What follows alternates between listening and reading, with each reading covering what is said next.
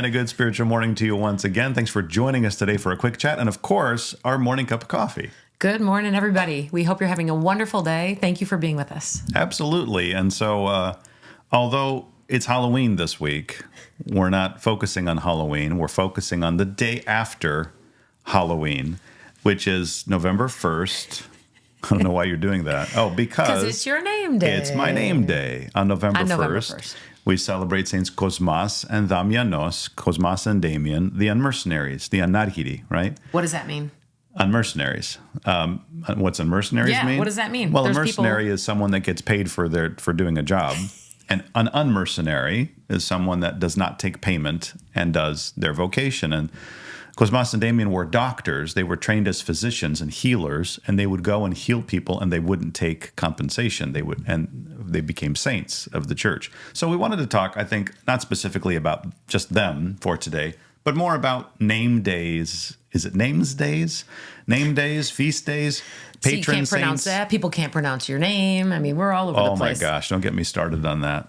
My whole life, people cannot say Cosmas. I don't think it's that hard to say Cosmas. Greek people of Greek descent, albeit born here, cannot say Cosmas. I don't know why that's so difficult, but over 50 years of upsetting you. Yes, it is. And, it was hard to be Cosmas when you were growing up in L.A. Unified Public Schools. It wasn't fun at that time to have unique names like our kids. Now. Yeah, it's fun to have a name that no one can say, and we have to learn it, otherwise we're going to get sued. Now, for me, I've got parishioners that still can't. I've known them for years, and they can't say Cosmas. Like, it's so hard to say.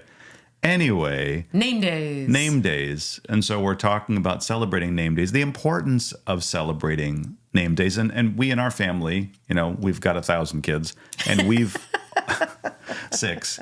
And we've tried. How have we tried to celebrate names days? You can speak to that better than I. So there's a tradition, like you said. Let's back up just a second. That in a lot of our parents' culture, that you name your children after your parents, so they're named after their grandparents.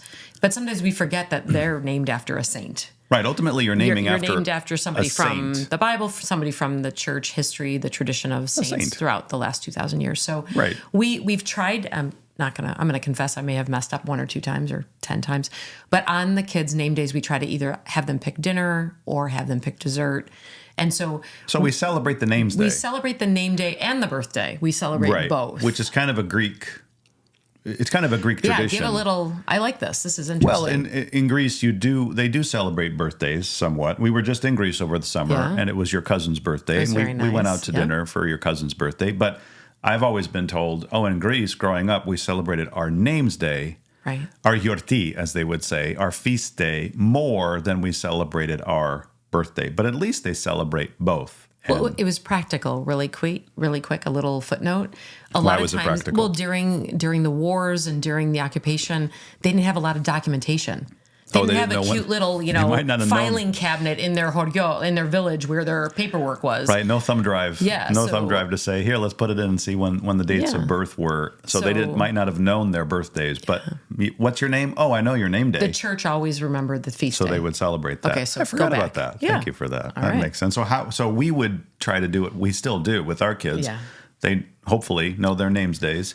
We, like you said, we get a special dinner, let them pick dinner, get a special dessert, a cake or something. So we're celebrating that. Yeah. Make sure they kind of know the lives or the story of their patron saint. And we're saying this because so many people do not know that. I can't tell you how many people, I'm not talking about kids. Of course, kids don't, although sometimes they do. But adults, big kids. Don't know what their name day or the story of their saint, or both.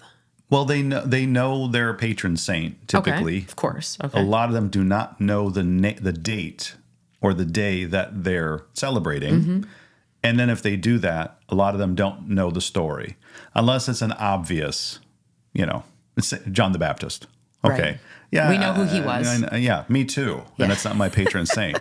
But, get a little bit further into church history or a little bit more of a detail of someone beyond a major saint, the Virgin Mary or St. John the Baptist. You start getting into it, someone's named after something, and you're a Gregory, right? Which one? And what day do I celebrate? And what, there's more options than that. Do you know?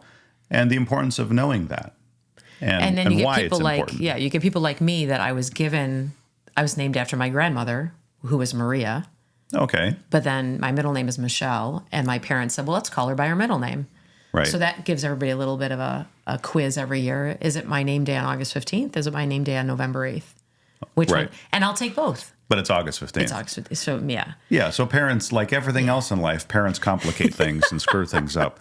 And that's happening more and more with the next generation, because now with kids, so like it's funny as a priest, because I give communion to everyone, right, and I have to know their baptismal names to give them communion. So I'm learning that. And then I find out, the saint name, as you're saying. Oh, it's the saint name. It's their Nameday name. Mm-hmm. But no one calls them that, because that's not their real name. That's not their school just their name, church name or their communion name.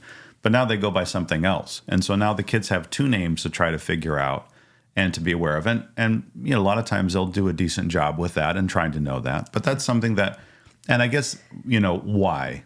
Yeah, why do we care? Well, you care because you have a special relationship, or you should, a special bond with that saint. Like for me, Saint Cosmas, I have a special bond with that saint. I sort of feel a connection to that saint. It's my patron saint. Yes, I was named after my uncle. My father was one of 5 boys. The youngest of them, the youngest boy, died, unfortunately, tragically in a car accident back in the 60s.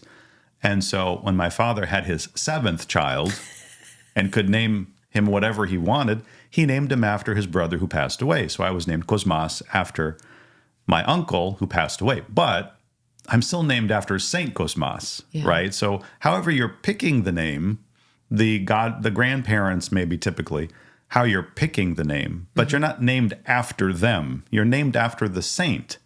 And so I have a special connection with Saint Cosmas. So when things get rough, which they do quite often in my life, and I'm looking for a place to turn to, ultimately, of course, I'm turning to Christ, and I'm turning to the Virgin Mary, but I need a deeper bench than that. You need more on your team. I need a little bit more help than that. Yeah. I'll turn to Saint Cosmas, and I'll sort of say, I'll offer prayer, say, please pray for me to Christ, for me, because I've got that special connection. The same way I asked everyone around me in the world now to pray for me. Yeah. Why wouldn't I ask him? He's canonized as a saint. He's a little closer to Christ than the other people you're going to be asking for help. So to have that special connection, and you'd have to develop that connection. Number one, you have to know who they are. Yeah, so that's really sweet if you think about, so if somebody's named after their grandparent, so I'm named after my grandmother, Maria. So I want to know a little bit about her. What was she like? What did she live through? What did she accomplish? Sure. Because there's a connection there. People have been doing this for generations and generations. And now it's really sweet. Now you've got, people doing genealogies and all that stuff. Right. If you take that to the spiritual level, what a blessing.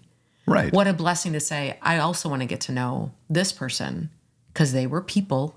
Right. That I was named for. Real people. That I have a connection with. That lived in the real world, that became close to Christ, so much so that, how do I learn about them? What was their life like? What's their story? And how do I gain strength from that and feel close to them? Right. So the first thing is, do you know your patron saint? Do you know your feast day? So it's like, well, when do you celebrate your feast day? Yes, I know that. Okay. Do you know who the saint actually is?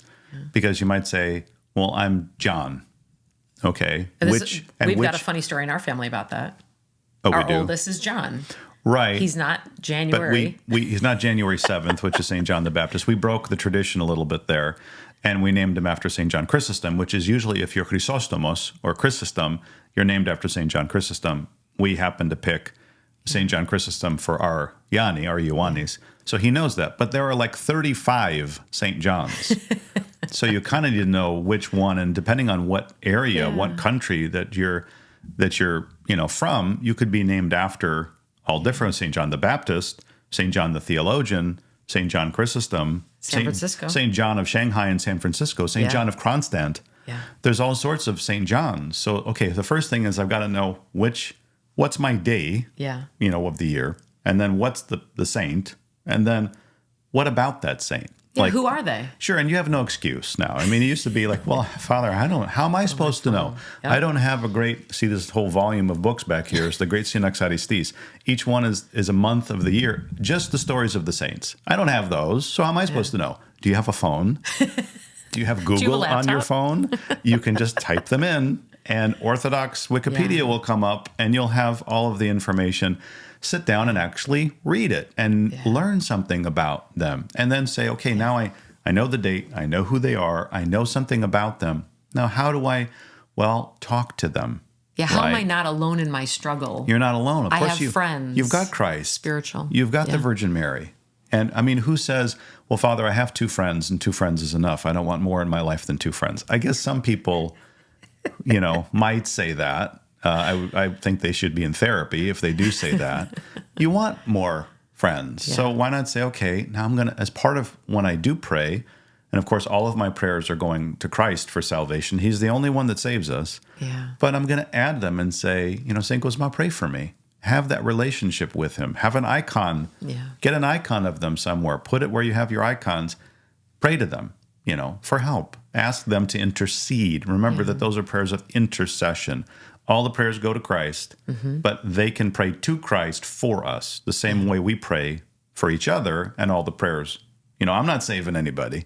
People say, Father, pray for me. Sure, I'm praying to him. You're just a vessel. For you, right. Yeah. I think, too, something that resonates with me, and forgive me if this is not, won't be our take home. When you read the lives of the saints, and when you feel stress in your own life, and you read the life of a saint, sometimes you are overwhelmed with what they were able to endure. Okay. So it helps me be grateful and saying, you know what, God, I can do this. Sure. Because you read saints, and there are many, and one of the biggest ones that we hear about is like Saint Catherine, right? Sure. The things that they endured for their faith, the strength that they had, knowing that God was with them, that God was walking with them, those are things that help you get through the day. It's not just a history lesson to learn about your saint. We're not just saying, hey, do this so you have it in your back pocket. Right. It gives you an example of how to do it. Because you see, it's kind of hard to make that connection to Christ or the Virgin Mary. You can, but just say, well, that's Christ, of course. He's God. Or that's the Virgin Mary. She's the mother of God. Yeah. But when you talk about another person who is just like all of us and say, wow, look what they were able to do. Yeah. I'm really complaining about what I can't do. I can, maybe I can do a little bit more. Mm-hmm. And so having that relationship and developing that relationship, it's incredibly important. So I think it's the same take home. I think the take home might be, so for me now it's, tomorrow is my feast day. And so Happy name day. Thank you in advance. And so I think about St. Cosma. It's Cosma San Damianos. I kind of get 2, but I'm named after 1, but we celebrate. And so I'm thinking about, them and for all of us, our patron saints, know who they are, know a little bit about them, have a relationship with them. And that's just a benefit, another way that we have in the Orthodox Christian world to help us on our journey, to help us, as we struggle, right, and survive, and to do that and to get closer and closer to Christ, and doing that each and every day. Amen.